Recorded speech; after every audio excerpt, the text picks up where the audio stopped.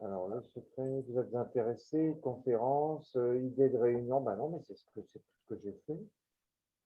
C'est ça que je comprends pas, c'est que moi j'ai déjà tout, je vois personne là. Bon, Bien, bonjour à tous ouais, et bonjour. bienvenue. Ok, Je suis très heureux on de tient au vous courant. accueillir pour Merci, cette merci. conférence prévue dans un format relativement court, une présentation qui va vous être présentée de 45 minutes et qui ouvrira par la suite les échanges avec l'ensemble des participants. Je vous invite à couper vos micros. Dans cette première partie de présentation, vous avez la possibilité de réagir si vous le souhaitez via la bulle de discussion qui est accessible et vous pouvez également poser l'ensemble des questions que vous souhaiteriez soulever à l'issue de cette présentation. Alors, cette conférence va traiter d'un sujet d'innovation, un sujet d'innovation transmanche. Je vais vous parler d'un savoir-faire horloger qui s'est aventuré sur la mer et qui a cultivé des liens étonnants avec l'univers de la nutrition santé. Je vous propose de découvrir ensemble ce sujet à travers le prisme des jumelages qui relie la ville de Plouermel avec d'abord le Pays de Galles, mais aussi l'Irlande. Et donc, nous allons voyager ensemble entre terre et mer à travers cette conférence. Pour découvrir ensemble le sujet, je vous propose de l'intégrer à travers le prisme d'un jumelage. La ville de Plouermel a développé un certain nombre d'échanges européens. Elle est aussi au cœur d'un formidable réseau. Elle est la tête de proue de la Bretagne astronomique. Nous allons y revenir plus particulièrement sur l'histoire des frères Lamennais, du rôle, bien entendu, du frère Bernardin, mais vous dire que l'astronomie est un formidable réseau de découvertes, de connaissances ouvert sur d'autres cultures. D'autres cultures qui sont la géologie, la botanique, la nutrition santé, mais aussi les biotechnologies. Alors, la conférence d'aujourd'hui va aussi aborder ensemble la rencontre d'un univers qui est celui de l'horlogerie avec des découvertes qui ont été faites dans le domaine des minéraux marins. Nous allons l'explorer ensemble. La thématique d'aujourd'hui est aussi un jumelage entre les éléments, à savoir l'horlogerie et l'univers des coquillages. Alors, pour bien comprendre ce lien, il faut vous imaginer sur une plage.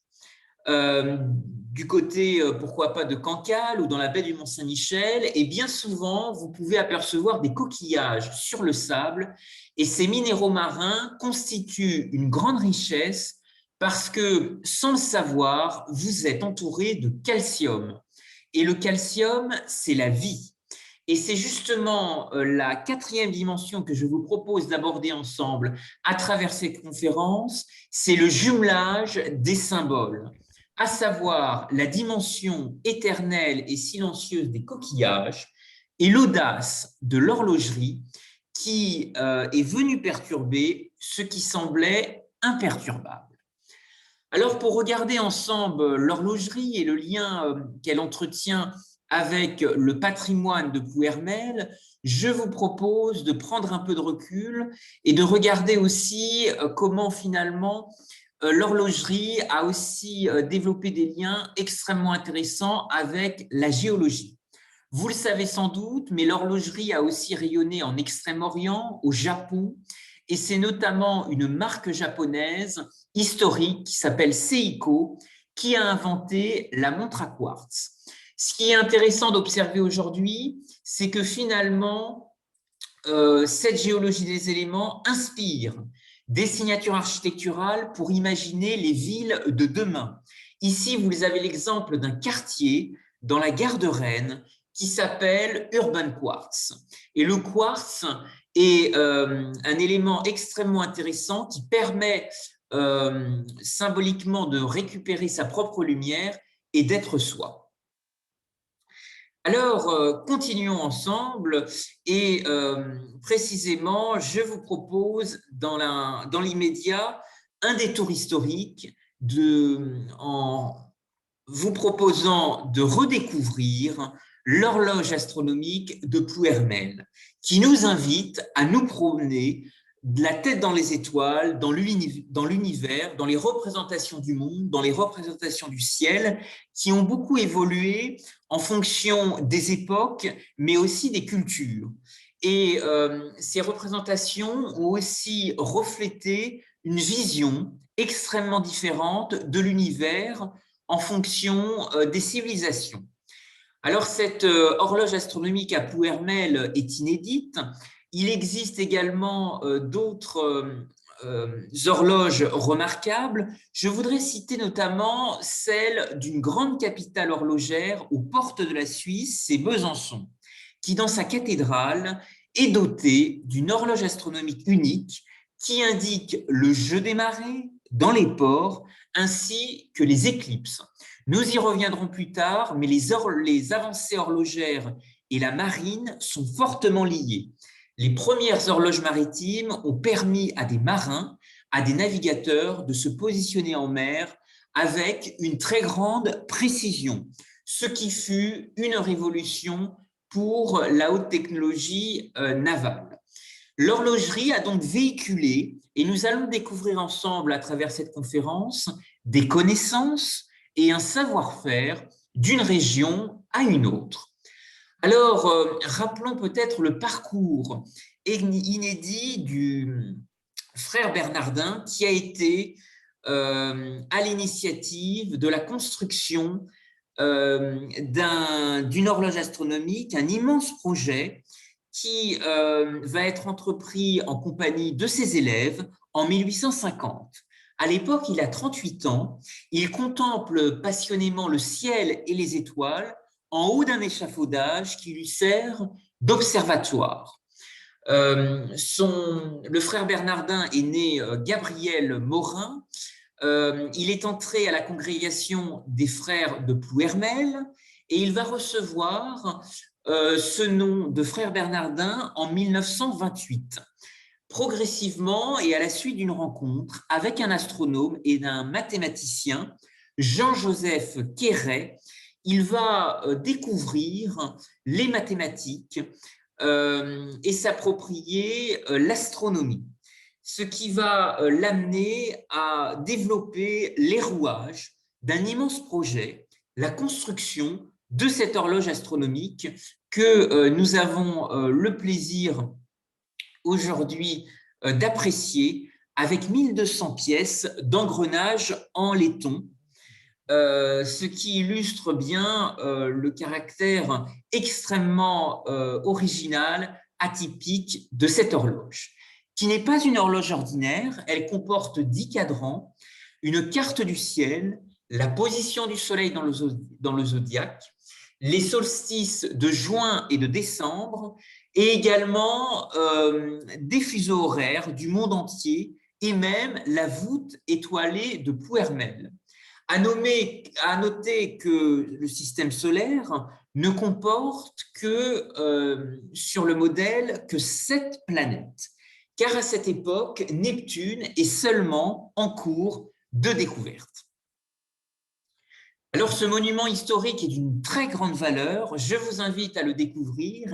Il est classé monument historique depuis 1982 et c'est une composante extrêmement forte du patrimoine horloger du Morbihan, de Plouermel, protégé avec un kiosque de verre depuis 1895 au sein de la communauté des frères, ici à Plouermel. En termes de visiteurs, cette horloge astronomique reçoit à peu près l'équivalent de 30 000 visiteurs, ce qui est considérable et ce qui montre l'importance de rappeler l'existence de cette horloge astronomique et la façon dont elle a aussi véhiculé des connaissances et des savoir-faire en matière d'innovation. Alors, une actualité nous invite aussi à nous projeter sur ce sujet qui nous réunit aujourd'hui, vous dire que depuis le 16 décembre 2020, l'UNESCO a inscrit les savoir-faire en mécanique horlogère et en mécanique d'art sur la liste représentative du patrimoine culturel immatériel de l'humanité. Alors, si cette inscription met en valeur une tradition vivante, en particulier dans le Doubs, dans le Jura, aux portes de la Suisse, le savoir-faire horloger s'est aussi aventuré sur les côtes bretonnes et bien entendu jusqu'à Plouermel. Nous allons découvrir ensemble ce voyage entre terre et mer et je vous propose de le découvrir à travers ce support de présentation que vous avez sous les yeux. Cette conférence est enregistrée, elle sera également restituée en vidéo et les planches seront également mises à la disposition de l'ensemble des participants. Alors, l'inscription à l'UNESCO, portée par la Suisse en collaboration avec la France, a été considérée comme exemplaire par sa mise en évidence de l'importance du patrimoine culturel immatériel dans un espace transfrontalier. L'horlogerie, comme je vous l'indiquais, a beaucoup voyagé. Elle a véhiculé des transferts de connaissances d'une région à une autre et, bien entendu, un rôle extrêmement important a aussi existé sur les côtes bretonnes jusqu'à Plouermel. Et donc, ce patrimoine culturel transfrontalier est extrêmement important. Il est fondamentalement relié à un contexte lié aux frontières. Nous allons précisément découvrir le transfert, la reconversion du savoir-faire horloger en Bretagne, les différents rôles qu'il a pu jouer, qu'il a pu développer dans les domaines de l'agriculture, dans les domaines du sciences du vivant, mais également dans le domaine maritime. Alors, je voudrais aussi vous rappeler que le métier d'horloger recèle des origines mystérieuses. Tout d'abord, ce métier remonte à l'époque de Charles Quint, qui, pour sa guerre contre François Ier, va recruter des horlogeurs. À l'époque, ce métier s'écrit sans H, notamment pour le réglage des canons. Et ces horlogeurs sont devenus par la suite des sortes de colporteurs en horlogerie.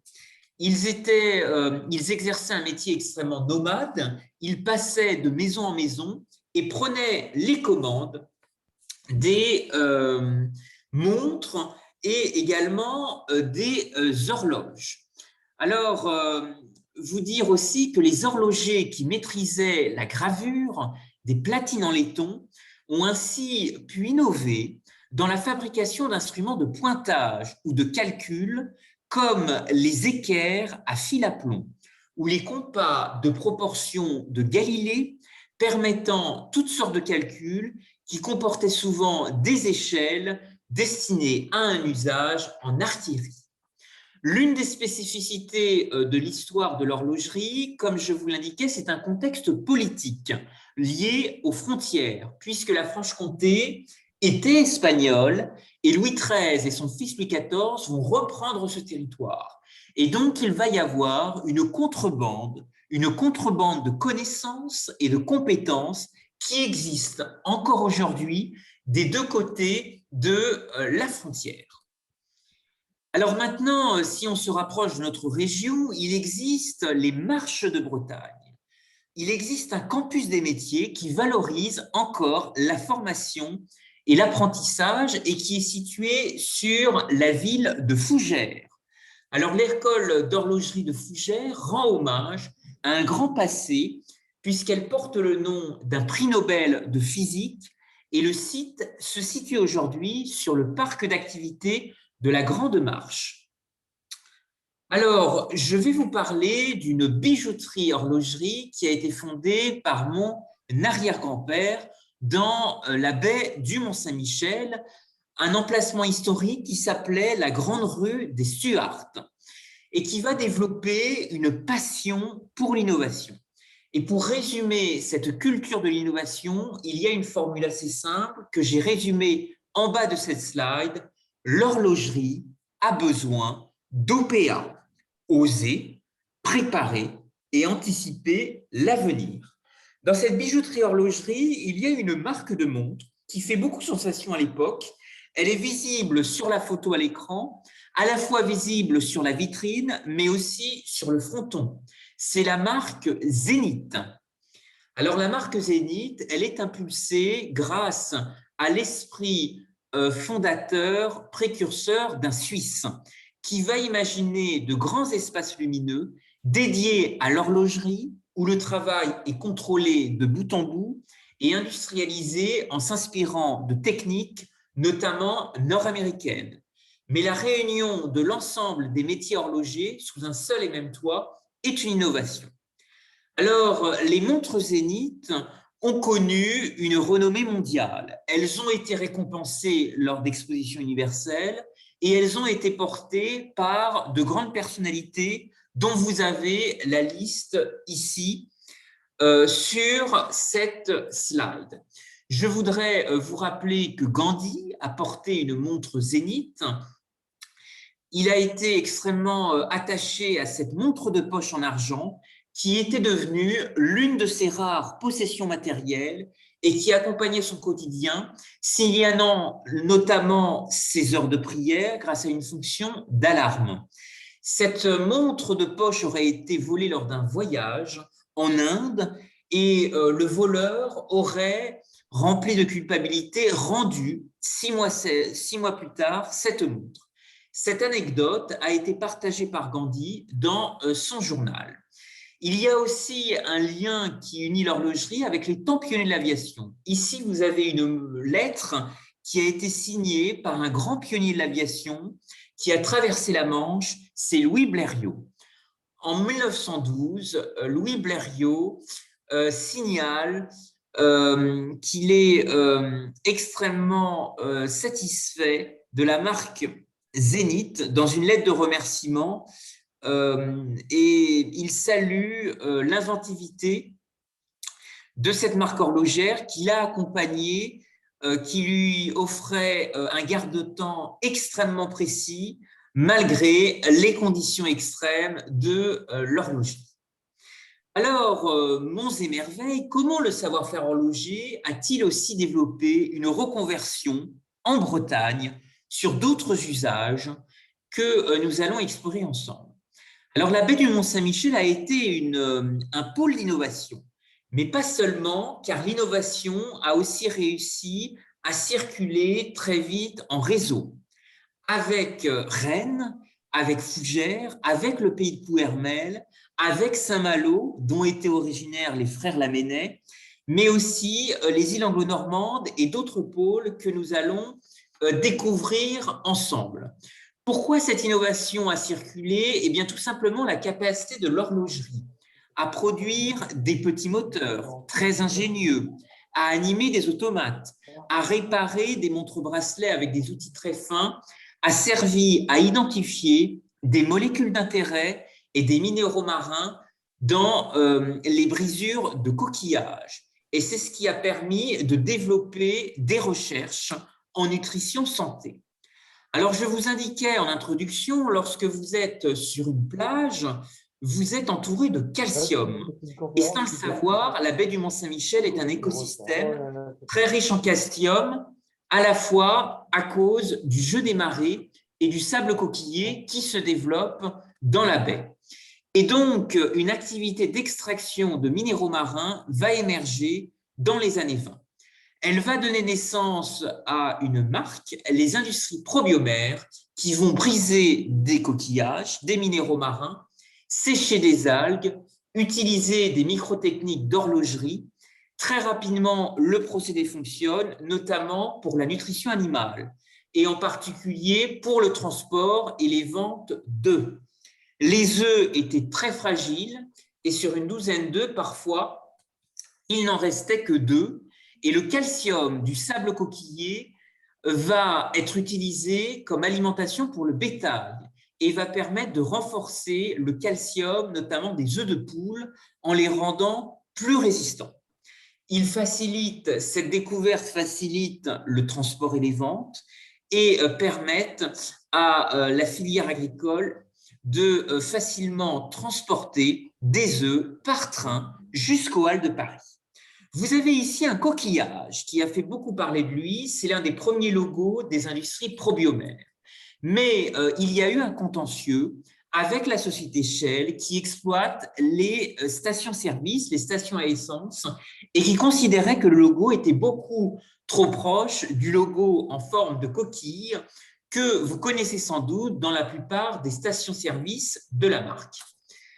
Alors, le succès rencontré au niveau des œufs va être récompensé par la prime d'honneur du ministère de l'Agriculture pendant la crise de 1936. Cette prime d'honneur était une sorte de bourse de l'innovation qui récompensait notamment des brevets qui avaient été déposés. C'est le reflet d'une époque qui engage la modernisation de la France de l'entre-deux-guerres et qui a été une période qui a véritablement subi les conséquences traumatisantes des pénuries alimentaires.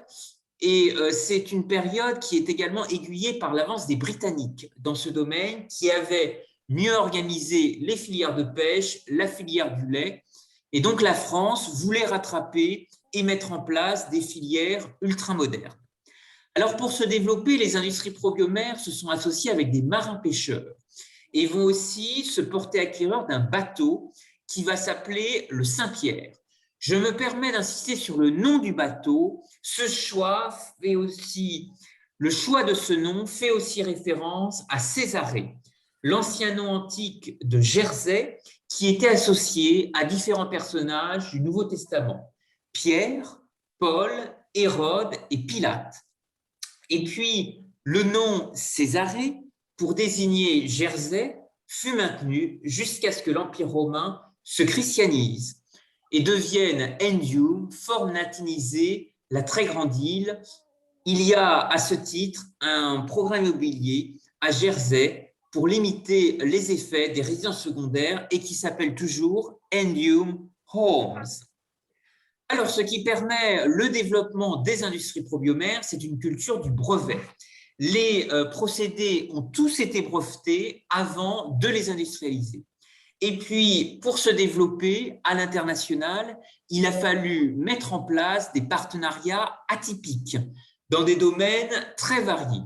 Ce sont à la fois des contacts avec des filières de l'économie monastique, comme par exemple les moines de l'abbaye de Sept-Fonds dans l'Allier, en Auvergne, qui fabriquent toujours aujourd'hui un complément alimentaire qui s'appelle la germaline. Ce sont aussi des contacts avec des milieux scientifiques, et notamment l'appui déterminant d'une femme qui s'appelle Lucie Randouin et qui a été une grande biologiste et scientifique hygiéniste qui a été la première femme à rejoindre l'Académie de médecine. Elle n'est pas la première femme à étudier en Sorbonne. Avant elle, il y a eu à enseigner Marie Curie. Mais en tous les cas, ses travaux précurseurs ont été très reconnus à l'Académie de médecine et vous pouvez retrouver assez facilement sa lettre de candidature sur Internet. C'est une lettre d'ailleurs qui est très touchante. Alors, dans les années 60, il va falloir s'adapter à de nouveaux paramètres.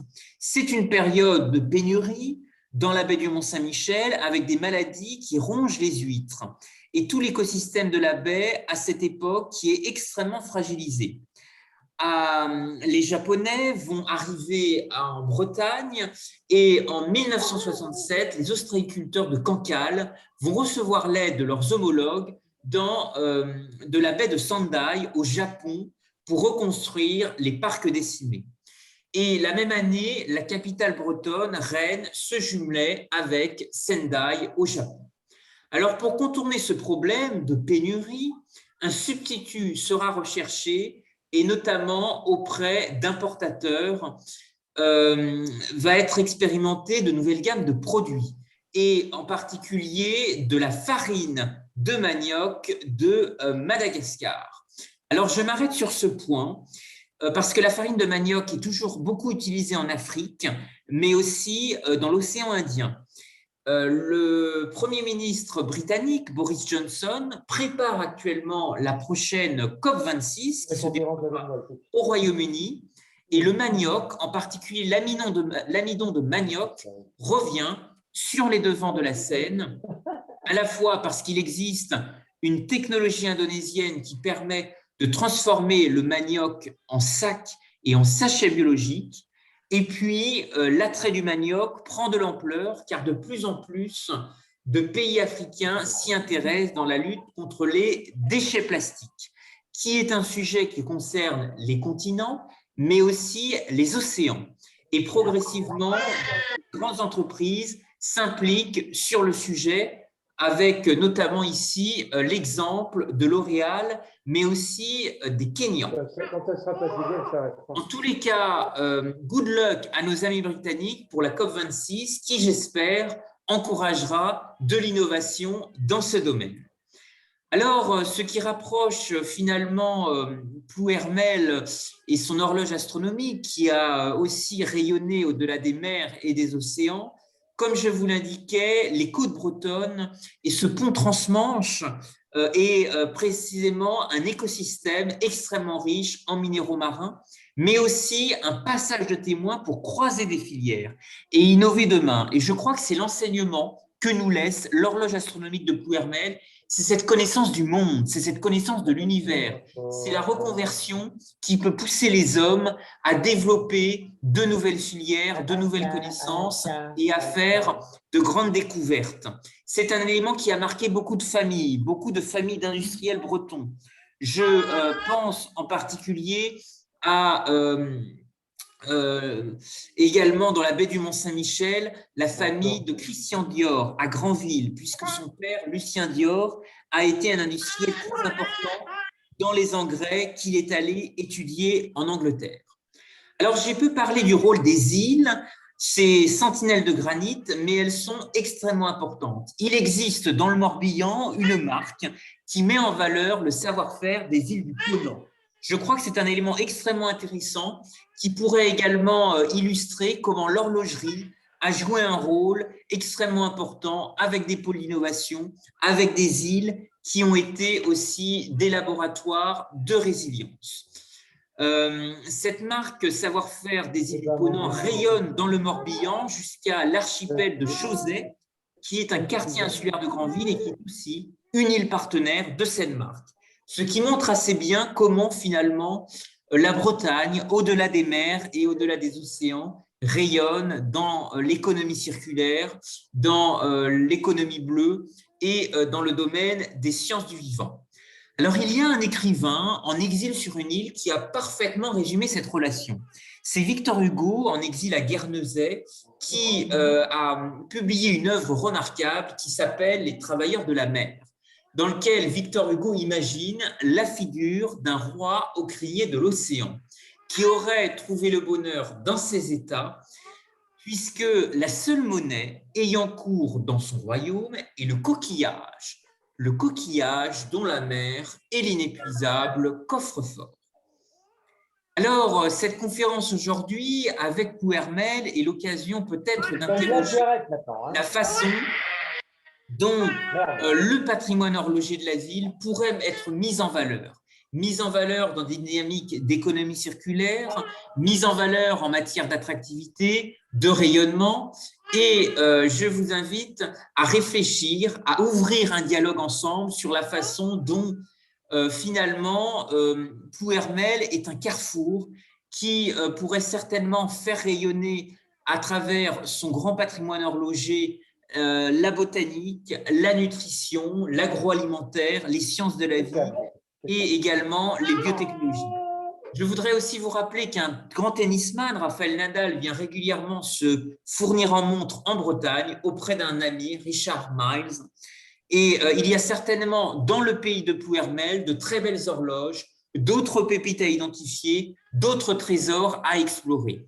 Merci à tous pour votre attention. Il y a beaucoup d'imagination à développer ensemble, peut-être encourager aussi la dynamique des jumelages de Plouermel avec le Pays de Galles et l'Irlande, pour encourager aussi des dynamiques culturels, des parcours, un parcours de l'horlogerie imaginaire, à l'image d'un souvenir, un souvenir rapporté d'un voyage ancien avec les pays celtiques, avec l'astronomie bretonne.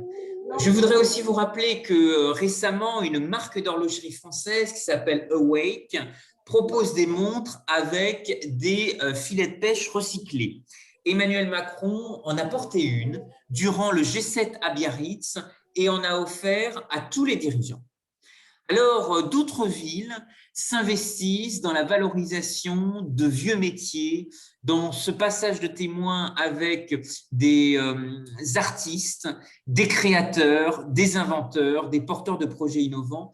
Je voudrais à ce titre signaler l'initiative qui est actuellement mise en place par la ville de Strasbourg et qui s'appelle l'Industrie Magnifique, qui est un formidable programme de valorisation et de rencontres, de savoir-faire, de croisement entre les filières industrielles, de croisement également avec des artistes.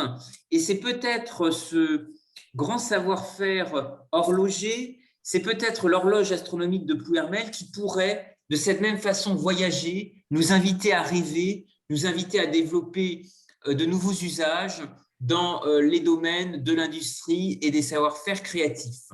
Dans le Morbihan, des lieux sont aussi en reconstruction, s'interrogent aussi sur notre rapport à la mer. Je voudrais rappeler la démarche de la glacière de Lorient, qui a vocation à être reconvertie en tiers-lieu maritime. La conférence de ce jour était vraiment visait à mettre en valeur la façon dont finalement l'horlogerie s'est reconvertie et à créer des liens entre terre et mer. Et je me permets de signaler cette initiative lorientaise parce que probablement que Plouermel, le pays de Plouermel, pourrait développer aussi des liens grâce à son grand patrimoine et son grand savoir-faire horloger. Je vous ai parlé aussi au cours de cette conférence de la marque Zénith qui appartient aujourd'hui au groupe LVMH. Vous avez ici en photo la fondation, le siège de la fondation LVMH à Paris, qui épose de manière assez incroyable un vaisseau en verre, qui est un formidable écrin qui nous invite certainement à réfléchir sur la façon dont la Bretagne pourrait aussi faire rayonner son grand savoir-faire horloger et ses connaissances qui ont été développées et stimulées grâce à l'horloge astronomique du pays de Plouermel. Je voudrais vous remercier à tous pour votre attention. J'espère que je n'ai pas été trop long. Je voudrais ouvrir les échanges, permettre au plus grand nombre de réagir. Il existe une bulle de discussion si vous souhaitez poser des questions. Je voudrais en conclusion vous dire que les avancées horlogères et la marine sont liées, que l'apparition des premières horloges maritimes qui conservaient la mesure du temps sur un même navire fut une révolution et c'est un lien effectivement très important avec les frères Lamennais. Je vous rappelle qu'ils étaient originaires de Saint-Malo, qu'ils ont quitté Saint-Malo à l'époque où la ville était en déclin et se sont établis en pays de Plouermel pour justement relancer le maillage éducatif, relancer également le débat intellectuel. Et le travail des congrégations a été justement d'œuvrer et de contribuer en ce sens. L'horlogerie a été une formidable fenêtre. Cette conférence était l'occasion de montrer comment elle a également servi de fenêtre transmanche, de découverte. Et je voudrais fortement encourager le pays de Plouermel à valoriser ce grand passé horloger et de trouver de nouveaux passages de témoins avec les richesses de la mer, avec l'agriculture et avec les sciences du vivant. L'ouverture internationale peut être également stimulée à travers les jumelages et les échanges européens qui existent déjà sur le territoire. Je vous remercie pour votre attention. J'espère que je n'ai pas été trop long et je vous propose de répondre à vos questions. Merci à tous et la parole est ouverte aux participants.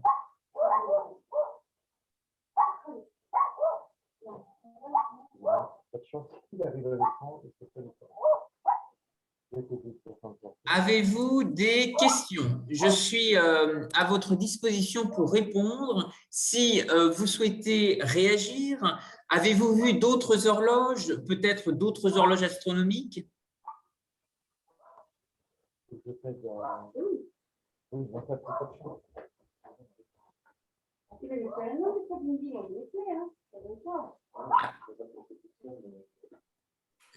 Alors, vous pouvez réagir dans la bulle de discussion. N'hésitez pas, si vous avez des questions, je suis à votre disposition pour y répondre. En tous les cas, la conférence sera enregistrée, elle sera également restituée en vidéo au plus grand nombre et je voudrais vous remercier à tous pour votre attention. La bulle de discussion est ouverte et vous pouvez participer et faire part de vos remarques.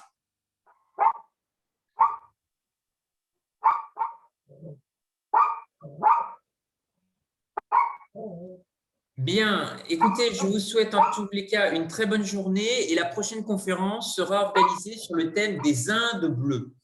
Je vous souhaite une très bonne journée et à très bientôt. Merci. Au revoir.